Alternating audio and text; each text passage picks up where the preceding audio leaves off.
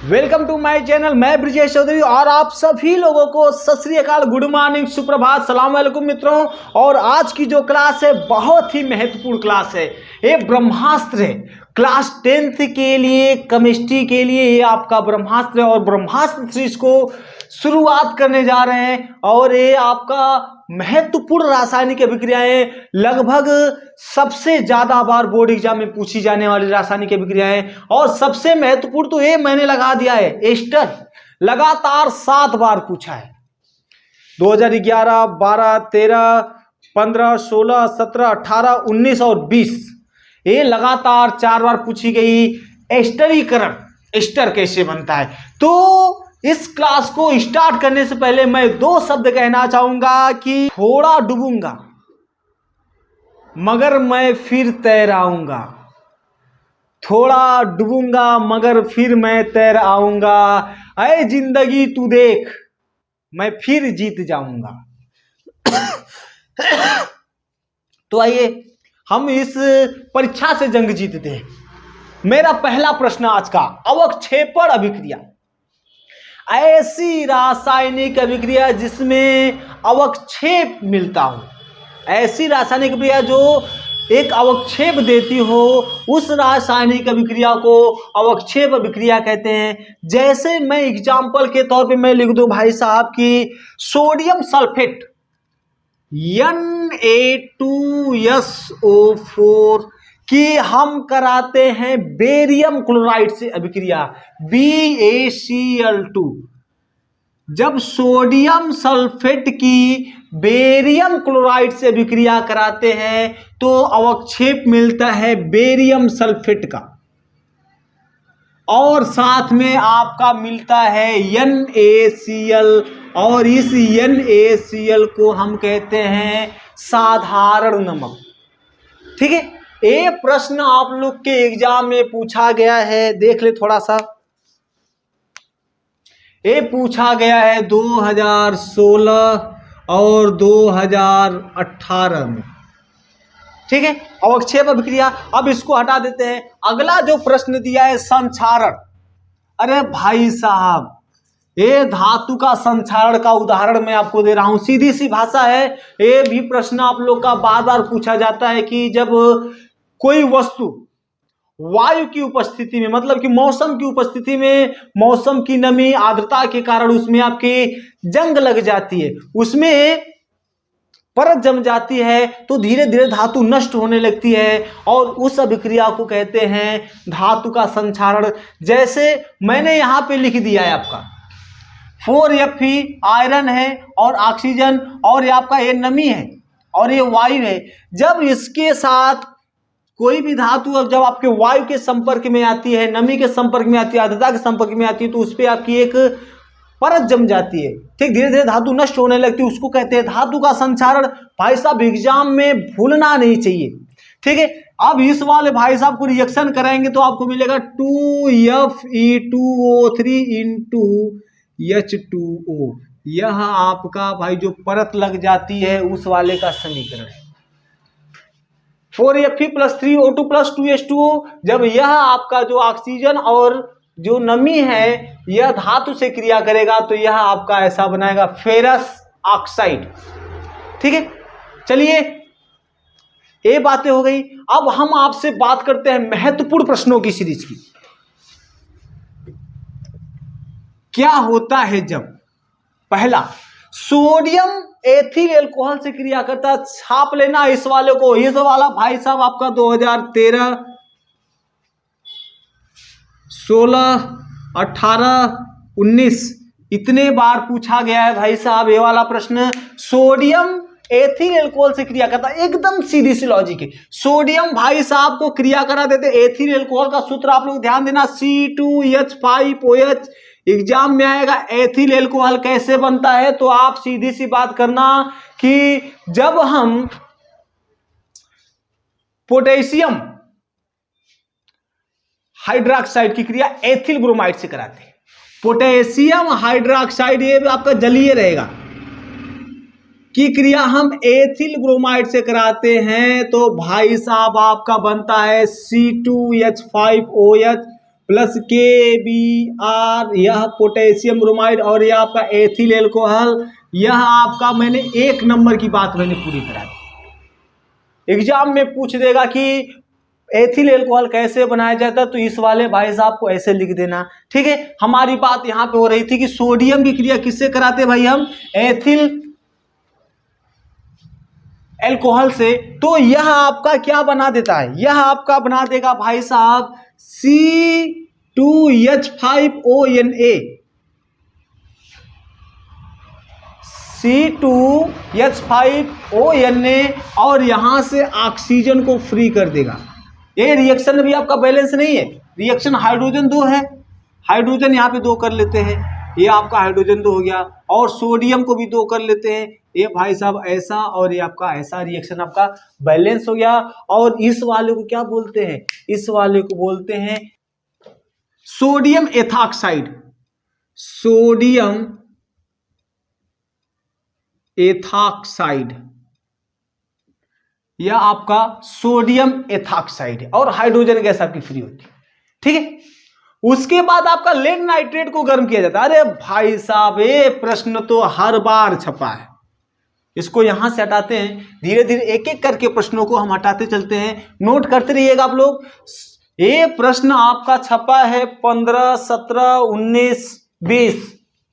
Lead nitrate को गर्म किया जाता है। लेड नाइट्रेट आपका PbNO3 का होल ट्वाइस। जब इसको हम गर्म करेंगे भाई साहब, तो आपको मिलेगा सबसे पहले लेड ऑक्साइड, और आपको मिलेगी नाइट्रोजन डाइऑक्साइड गैस। अब बचा क्या है, ऑक्सीजन बचा है। ठीक, बैलेंस नहीं है, हम कर लेते हैं यहाँ पे 2। अब मैं उम्मीद करता हूं कि ये आपका बैलेंस हो गया, 2 दूना 4 दूना 6, ये आपका बैलेंस। ठीक है, तो क्या होता है जब लेड नाइट्रेट को गर्म किया जाता है, तो PbNO3 का होल ट्वाइस, और इसको जब गर्म करेंगे तो आपको मिलेगा lead oxide plus nitrogen dioxide plus आपको ऑक्सीजन मिलेगा। ठीक है, ये आपके प्रश्न का चौथे नंबर का पोस्टमार्टम। और 5वां नंबर करते हैं फास्ट एकदम। कह रहा सोडियम बाइकार्बोनेट, सोडियम बाइकार्बोनेट का जो सूत्र होता है, ये आपका सूत्र है सोडियम बाइकार्बोनेट NaHCO3 को किससे गर्म किया जाता है, एथेनोइक अम्ल। एथेनोइक अम्ल का मतलब CH3COOH एसिटिक अम्ल। इस अम्ल से जब गर्म किया जाएगा तो यह आपका क्या बनाएगा भाई, सीधी सी बात है कि जब सोडियम बाइकार्बोनेट को गर्म किया जाएगा एसिटिक अम्ल के साथ, तो आपका बनेगा सोडियम एसिटेट पहले बनेगा, CH3COOH। बाकी क्या बचेगा, बाकी बचा है कार्बन डाइऑक्साइड गैस। और क्या मिल जाएगा भाई आपको, और आपको मैं उम्मीद करता हूं मिल जाएगा आपका जल, H2O। इसको बोलते हैं CH3COOH, इसको बोलते हैं एसिटिक अम्ल।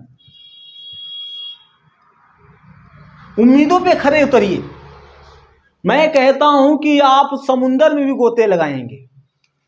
चलिए, अगला प्रश्न क्या दिया है, एथिल एल्कोहल एसिटिक अम्ल से क्रिया करता है। इस अभिक्रिया को तो भाई आपका एथिल एल्कोहल एसिटिक अम्ल से क्रिया करता है, एस्टरीकरण। कहां गया, कहां फेंक दिया हम इसको, अरे भाई साहब।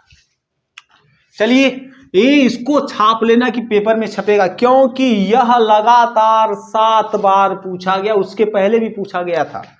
तो एथिल एल्कोहल CH3 एसिटिक अम्ल से क्रिया करता है, तो सबसे पहले एथिल एल्कोहल लिखते C2H5OH। इसकी अभिक्रिया किससे करा देते भाई, एसिटिक अम्ल से CH3COOH। और यह अभिक्रिया होती है सल्फ्यूरिक अम्ल की उपस्थिति में H2SO4, और इसको गर्म किया जाता है 160 से 170 डिग्री सेल्सियस तक। तब यह आपको क्या मिलता है भाई साहब, यह आपको मिलता है CH3COCH2CH3, और इस वाले भाई साहब को बोलते हैं एस्टर, और यह अभिक्रिया कही जाती है एस्टरीकरण। इसको छाप लेना और साथ में आपको मिलेगा जल। ये आपका कतई जहर है। मैं कह रहा हूं कि ये छपेगा, एस्टरीकरण आपका छपेगा, मानेगा नहीं, है ना। अगला प्रश्न क्या दिया, मेथेन गैस और क्लोरीन को सूर्य के प्रकाश में मिश्रित किया जाता है। भाई साहब ये वाला भी नोट कर लेना, मोस्ट इंपॉर्टेंट, क्योंकि मैं रिकॉर्ड बता दूं आपको, 13, 14, 16, 18, 20 और ये 22 में भी आएगा, नोट कर लेना इसको। प्रश्न आपका है कि मेथेन और क्लोरीन गैस को सूर्य के प्रकाश में मिश्रित किया जाता। भाई साहब ये तो आपकी प्रतिस्थापन अभिक्रिया है। कैसे? इसको अभिक्रिया 3-4 पदों में पूर्ण होगी। सबसे पहली बात कि हम क्या करते हैं, मेथेन का जो सूत्र होता है ये आपका होता है CH4। CH4 ये आपका हाइड्रोजन हाइड्रोजन हाइड्रोजन और हाइड्रोजन, ठीक है। हम इसमें क्या मिलाते भाई, मेथेन क्लोरीन गैस मिलाते और सूर्य का प्रकाश, यहां आप लिखते हैं सूर्य का प्रकाश, Cl2 रहेगा, सूर्य का प्रकाश। तो यहां से एक हाइड्रोजन विस्थापित हो जाएगा और यह मिलेगा आपको Cl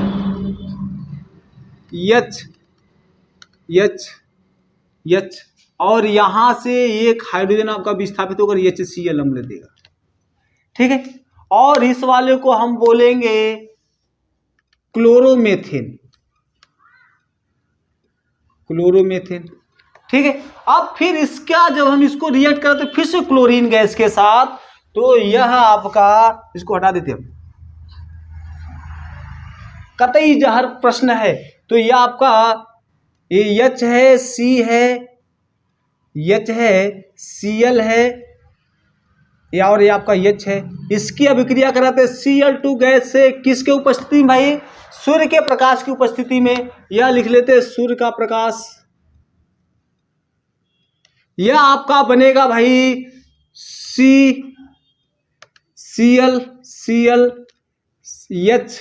H। क्यों? क्योंकि यहां से फिर एक हाइड्रोजन विस्थापित हो जाएगा। मैंने आपसे पहले ही कहा था आपकी प्रतिस्थापन अभिक्रिया है, ठीक है।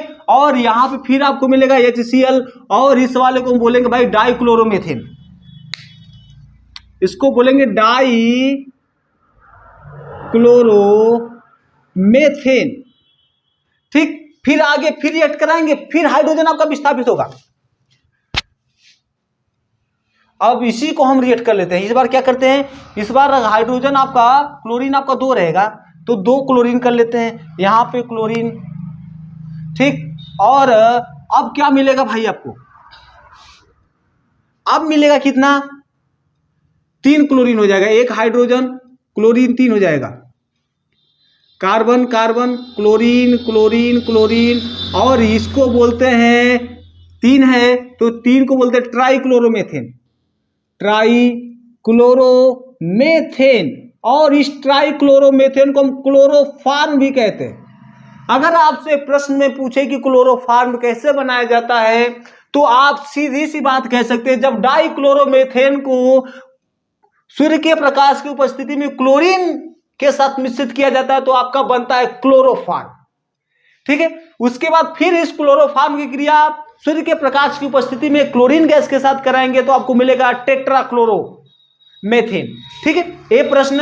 उसके बाद फिर आगे आपका प्रश्न है एस्टिक अम्ल को शांत सल्फ्यूरिक अम्ल की उपस्थिति में एथेन से क्रिया कराई देती है। मैंने आपसे बताया एस्टर मिलता है, एस्टरीकरण, ठीक है। और आगे का प्रश्न, इस प्रश्न को मैंने आपको पहले ही बता दिया। आगे का जो प्रश्न आपको दिया है, एथिल एल्कोहल को शांत सल्फ्यूरिक अम्ल के साथ 160 से 170 डिग्री तक गर्म किया जाता है। एथिल एल्कोहल को शांत सल्फ्यूरिक अम्ल के साथ 160 से 170 डिग्री सेल्सियस तक गर्म किया जाता है। देखते हैं क्या बनता है। एथिल एल्कोहल को जब गर्म करते हैं तो आपका बनेगा C2H5OH। किसके साथ गर्म कर रहे हैं, शांत सल्फ्यूरिक अम्ल के साथ, H2SO4 के साथ। कितने डिग्री सेल्सियस और भाई 160 से 170। जब गर्म करते हैं तो आपको बनेगा भाई सबसे पहले एथिल बाइसल्फेट बनेगा C2H5SO4 और साथ में क्या मिलेगा भाई आपको H2O मिलेगा, यह मिलेगा आपको जल और इसको बोलते हैं एथिल बाइसल्फेट। और इस ब्रह्मास्त्र का लास्ट प्रश्न पोटेशियम एथेनॉल। एथेनॉल की बात की जाए तो आपका एल्कोहल समूह एथिल एल्कोहल की क्रिया पोटेशियम परमैंगनेट के साथ कराई जाती है। ये प्रश्न आपका छपेगा। क्रिया पोटेशियम परमैंगनेट के साथ कराई जाती है, यह नवजात ऑक्सीजन के साथ कराई जाती है और आपको देता है एसिटिक अम्ल। कैसे देता है? एथेनॉल CH3CH2OH और इसमें यह नवजात ऑक्सीजन की बात किया जाए तो भाई साहब सीधी सी बात आप O लिख देंगे, ठीक। और यह आपका पोटेशियम परमैंगनेट, जो पोटेशियम परमैंगनेट होता है यह आपका उत्प्रेरक का कार्य करता है KMnO4। तो यह आपका बनेगा CH3COOH और साथ में आपका देगा जल H2O और यहाँ पे ऑक्सीजन की संख्या 2 कर लेते, इसको कहते हैं नवजात ऑक्सीजन, ठीक। और ये आपका एथेनॉल या एथिल एल्कोहल, ठीक है। और यहां बना आपका एथेनोइक अम्ल, ठीक है। तो ये आपका ब्रह्मास्त्र सीरीज खत्म। आगे जो मैं प्रश्न लाऊंगा ऐसी महत्वपूर्ण IUPAC सिस्टम, ठीक है। तो इस प्रश्न को नोट कर लीजिएगा और अभी तक चैनल को सब्सक्राइब नहीं किया तो चैनल को सब्सक्राइब कर लीजिएगा और वीडियोस को अभी लाइक कर दीजिएगा और इस क्लास को फ्रेंड सर्कल में शेयर कर दीजिएगा। और धन्यवाद और बहुत बहुत शुभकामनाएं आपको कि आप लोग का पेपर बहुत ही अच्छे से जाए साइंस का।